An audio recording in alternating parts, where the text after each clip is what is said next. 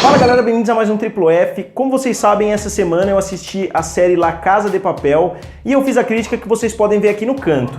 Mas no decorrer da série, vários momentos eu me senti com aquela sensação de déjà vu, aquela sensação de que você já tinha assistido aquilo antes. E quando o plano é finalmente colocado em prática, quase momentaneamente eu me lembrei de onde que eu estava sentindo aquela sensação, e era do filme O Plano Perfeito, que saiu 12 anos atrás e eu assisti no cinema. E eu decidi então reassistir o filme que está presente na Netflix, só para saber se essa sensação de déjà vu era merecida, se realmente tem várias semelhanças entre os dois, ou se eu estava viajando e não me lembrava muito bem da história. Então hoje eu vou falar sobre o filme Plano Perfeito, dirigido pelo Spike Lee, estrelando Clive Owen e Denzel Washington. E desde já eu vou dizer, sim, a sensação de déjà vu era completamente merecida, porque eu já tinha assistido o Plano Perfeito. Então vejam se alguma coisa que eu vou dizer aqui soa familiar. Um grupo de assaltantes entra em um banco disfarçado de pintores, aparentemente para roubar o dinheiro do banco, quando eles são encurralados pela polícia e acabam tendo que fazer reféns dentro do banco. O próximo passo dos bandidos é colocar uma roupa igual a deles em todos os reféns, como forma de confundir os policiais e evitar uma invasão precoce. Com o decorrer do filme, a gente percebe claramente que os bandidos estão fazendo de tudo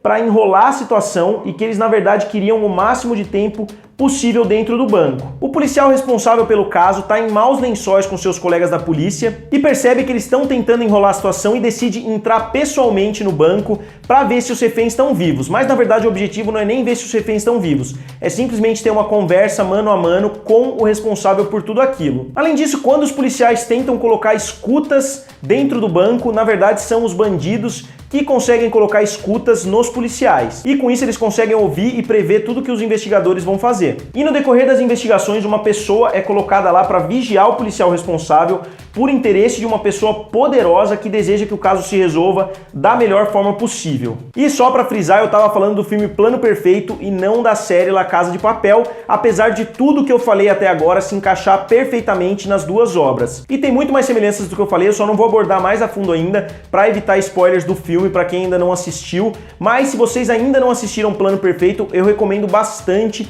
que vocês assistam. E não me entendam mal, eu não tô acusando a série de nada, eu só acredito que o criador da série já tenha assistido o filme e tenha se inspirado, assim como Quentin Tarantino se inspira em várias outras obras que já foram feitas. Eu acredito que o criador da La Casa de Papel se inspirou sim um pouquinho no filme O Plano Perfeito, porque os dois têm basicamente a mesma premissa, até a fantasia de pintor eles têm, enquanto um são pintores normais, pintores de parede, no outro são pintores famosos. E depois de assistir La Casa de Papel eu fiquei até curioso por não ter visto ninguém fazer essa relação entre as duas obras que na minha opinião são bem parecidas. Mas eu vou colocar um pouquinho de lado essas coincidências e vou falar um pouquinho sobre o filme. Como eu disse anteriormente, o filme traz atuações excelentes do Clive Owen e do Denzel Washington. Eu gostava muito do Clive Owen quando ele estava no auge, ele estava fazendo um filme bom atrás do outro. E o Denzel Washington nem se fala, ele consegue ser ele mesmo em 90% dos papéis e mesmo assim ser um dos melhores atores da atualidade. O plano do filme transcorre de forma muito direta e muito competente, a gente quase não vê o lado dos sequestradores, o que os sequestradores estão fazendo, a ponto de ficar até difícil saber quem faz parte da quadrilha e quem não faz. Com exceção, obviamente, do Clive Owen, que é o gênio por trás de tudo aquilo. A participação da Jodie Foster no filme eu achei relativamente desnecessária, ela é colocada lá pelo Christopher Plummer, que tem interesses muito fortes em que aquilo se resolva de forma pacífica, e eu acho que tudo teria ocorrido da mesma forma se ela não tivesse presente, ela não teria roubado tanto tempo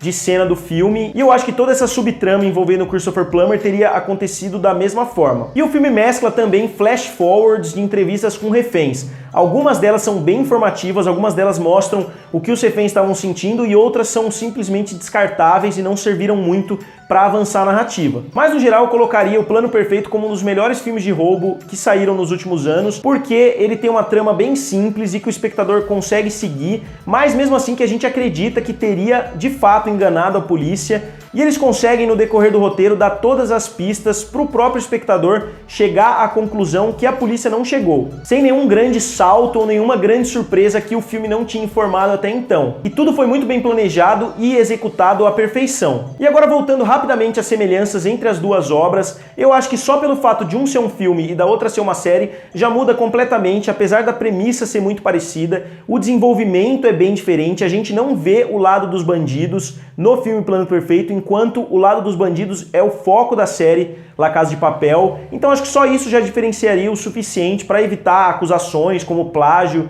e etc. E além disso, enquanto a série foca muito mais na investigação e mostra muito mais eles descobrindo muitas coisas, o Denzel Washington é basicamente aquele responsável por negociar com os sequestradores e eles não fazem nenhuma grande descoberta forense, que acontece várias vezes no decorrer de La Casa de Papel. Mas mesmo assim, eu acho que se La Casa de Papel fosse um filme com uma limitação de 2 horas, tendo que resumir, tendo que cortar muitas histórias paralelas, eu acho que o resultado seria um filme bem parecido com O Plano Perfeito. E como eu já falei antes, independente da possibilidade de La Casa de Papel ter se inspirado no Plano Perfeito, eu considero um exercício muito bom vocês assistirem os dois e tomarem as próprias conclusões e verem o que o filme fez melhor, o que a série fez melhor e etc, para vocês de repente repararem em coisas que vocês normalmente não reparam. E para mim o ponto que o filme trabalha muito melhor do que a série, e eu já citei inclusive na minha crítica de Casa de Papel, é a relação entre os reféns e os sequestradores. Eles não dão a menor liberdade para os reféns no filme, e esse é exatamente o ponto que causa o maior número de problemas para os sequestradores na Casa de Papel. Eles dão muita liberdade,